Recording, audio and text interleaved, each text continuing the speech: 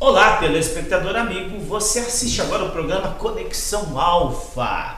Receba a minha gratidão por permitir que adentrássemos na sua casa através do canal RTV, canal 38 e o programa Conexão Alfa. Nós falamos diretamente aqui dos estúdios do IPTH, na rua Ponta Grossa 1836, no sobreloja do Calçado Santa Rita. O IPTH é uma instituição de apoio à saúde mental e também o IPTH é científico e filosófico e desenvolvemos palestras filosóficas abertas à comunidade todas as terças-feiras. Falamos sobre a mente, sobre o destino, sobre a vida e sobre os mistérios da vida.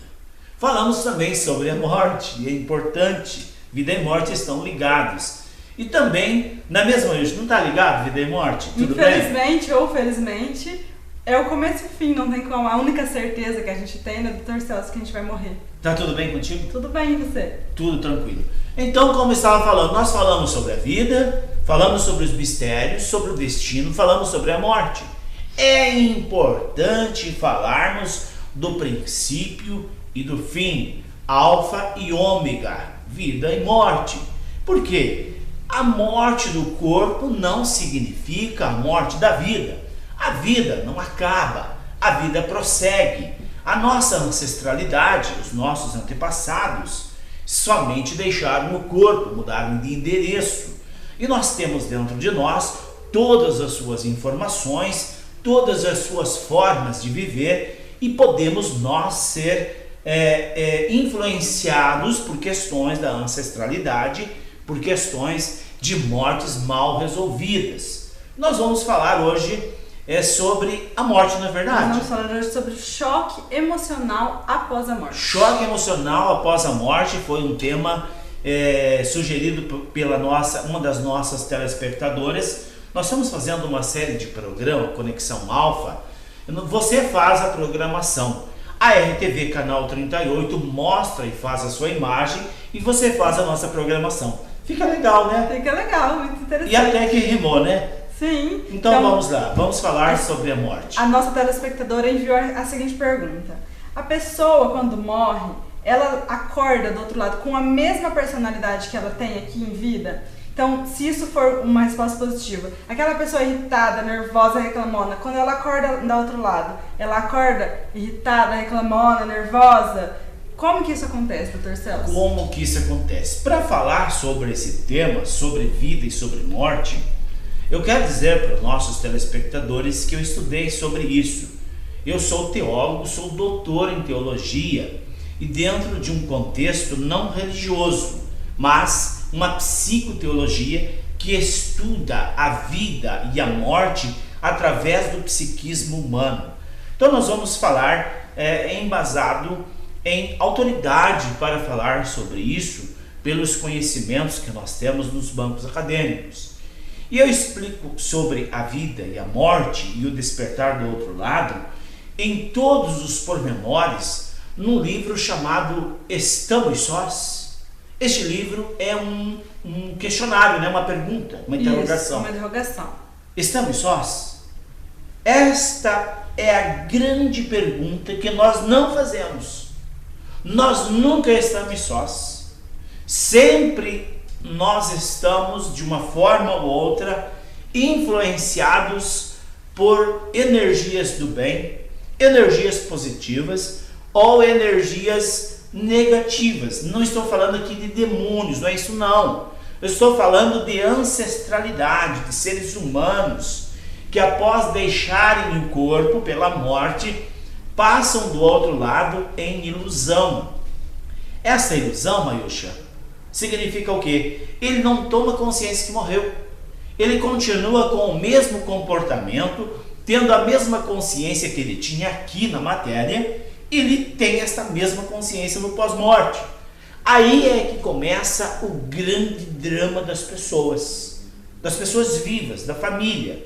Por quê? Ele não tem mais corpo, mas ele tem os mesmos desejos. O falecido, entre aspas, a alma, tem os mesmos desejos, os mesmos vícios, os mesmos comportamentos.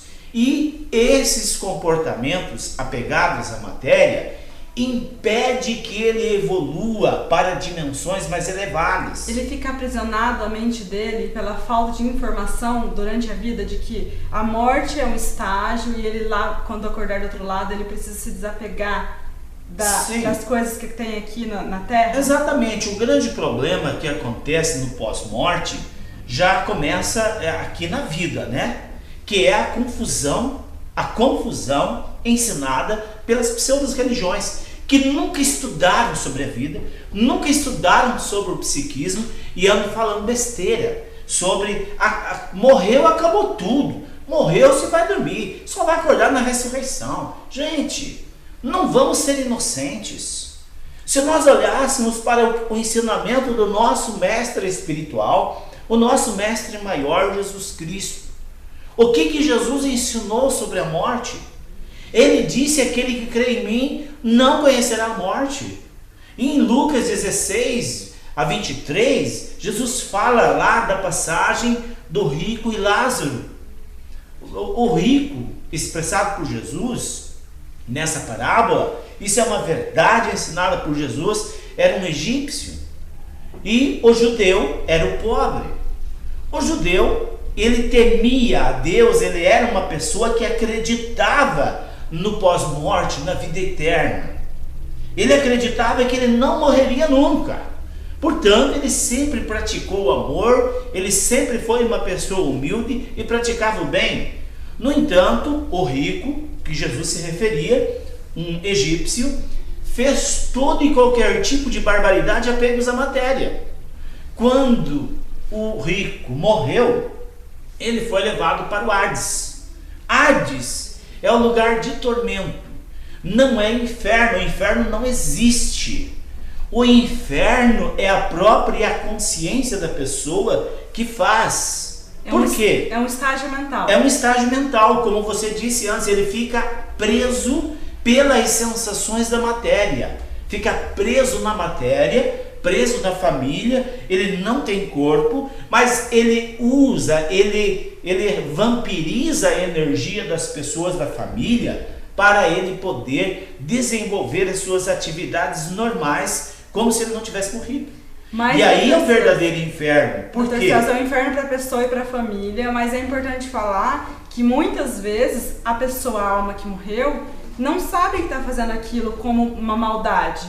Então ele faz, às vezes por desespero, por não entender o que aconteceu. Ele não está fazendo porque ele quer o mal das pessoas, né? Sim. Ele faz porque ele está perdido. Por isso que nós estávamos falando anteriormente que não falamos em demônio. O demônio foi inventado pelas religiões. O que existe, sim, são almas humanas treinadas para a maldade, mas são filhos de Deus, irmãos nossos, que praticam a maldade. E quando as pessoas deixam o corpo em estado de ilusão, o que é um estado de ilusão? Vamos supor que você frequenta uma religião que te ensina que quando você morrer, você vai para os braços de Jesus. Aí você morre e do outro lado, quem vem te receber, conforme diz a Bíblia, são seus pais, seus avós. E aí quando você vê seus avós, você fala: não, o meu líder diz que é o capeta, você foge. Você fica com medo do outro lado. E aí é que começa o inferno na família daquele que viveu uma ilusão, que teve ensinamentos espirituais errados. A pessoa fica com medo, com pânico, porque ele não encontrou Jesus do outro lado, ele encontrou os avós, os bisavós, ele foge porque dizem, ensinam, incitam na mente deles que é o diabo.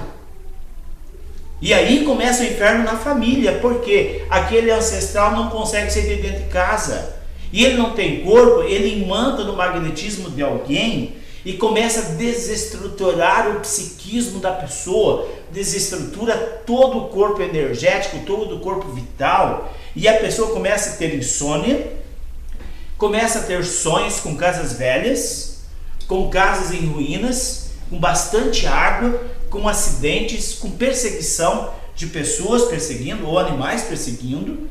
Começa sonho. a beber, não, mas isso aí no sonho. Então veja bem, primeiro sinal para você saber se tem um obsessor junto com você, um familiar seu, não é um demônio não, tá? O demônio foi inventado pelas religiões. Se existe um ancestral imantado em você, os sinais são esses. Começou a não dormir à noite, começou a perder o sono, sonha com casas velhas, com casa em ruína, com uma viagem perturbada, com bastante água, com perseguição, com acidentes, com mortes. Você está com o seu magnetismo tomado por uma alma que precisa de luz. Talvez seu pai, sua mãe, seu tio, o vizinho. É uma forma que esta alma acha para pedir socorro. Porque ela achou, enganaram ela enquanto estava aqui na vida, que ela ia dormir para sempre, que ela só ia acordar na ressurreição, ou que ela ia direto para os braços de Jesus. Não foi isso que aconteceu. Quando ela acorda, ela tem um choque emocional, porque ela ainda tem as sensações táteis aqui dessa vida. Sim. E ela fica perdida. E aí ela não passa pela chamada segunda morte do Dr. Celso. O Dr. Celso escreveu essa semana no site pth.com.br um artigo sobre a segunda morte. Acesse lá e leia mais. Mas explica aqui pra gente, Dr. Celso, como que é o processo dessa segunda morte? Antes de falar da segunda morte, eu quero ainda falar, Mayusha, sobre a questão da influência dos nossos ancestrais sobre o nosso magnetismo. A grande maioria das pessoas, na família, vamos supor que alguém lá, o bisavô morreu de câncer. Aí o vô morreu de câncer, o pai está com câncer, o filho está com câncer e o neto desenvolveu câncer. O que é isso? É uma doença genética? Não, meus queridos ouvintes, meus queridos telespectadores. É a alma de um dos seus ancestrais que está vibrando na vibração da doença. E a mente das gerações vem recebendo essas vibrações como se fosse uma perturbação espiritual e desenvolve a doença. Com a descoberta dos campos mórficos, ficou provado que 99% das doenças chamadas hereditárias são transmitidas por memórias, por ressonâncias. Nós precisamos olhar para essas questões. Olha o histórico da família. Quando a ciência agora já descobriu também, quando ela vai estudar uma célula, a memória está dentro da célula. A memória dos ancestrais estão dentro da célula. Isso é científico. O que nós falamos aqui, informação de primeiro mundo. A nossa metodologia psíquica, uma metodologia científica, tem chamado a atenção dos maiores cientistas do mundo. Inclusive, nós vamos apresentar essa técnica num congresso internacional para 17 países da América Latina. O que nós falamos aqui, Mayusha, é tecnologia científica de ponta. Sim, e quem assiste está recebendo informações maravilhosas para a vida, né? É verdade, nós não temos vergonha de vir aqui, eu como doutor em psicanálise, falar em morte, falando em pós-morte, falando em espírito, em alma, em imantação. Não, esse é o caminho. Tem prazer e alegria de dizer, você que sofre muitas vezes, a doença não é sua. Você pode estar imantado com algum ancestral. E o que é pior, quanto mais você vai para a religião, pior fica. Porque os nossos maiores escritores sobre obsessão já diziam: a pior obsessão é a fascinação. Dr. Celso, a fascinação é quando a pessoa está possessa, está obsediada e não admite. Infelizmente, o Conexão de Alfa de hoje chegou ao final, mas a gente vai continuar com esse tema em outros programas. Você pode continuar acessando as nossas informações no site www.ipth.com.br ou no Facebook Instituto IPTH. Até mais! Eu me empolguei muito aqui falando sobre a morte. Te agradeço pela audiência e voltaremos no próxima oportunidade.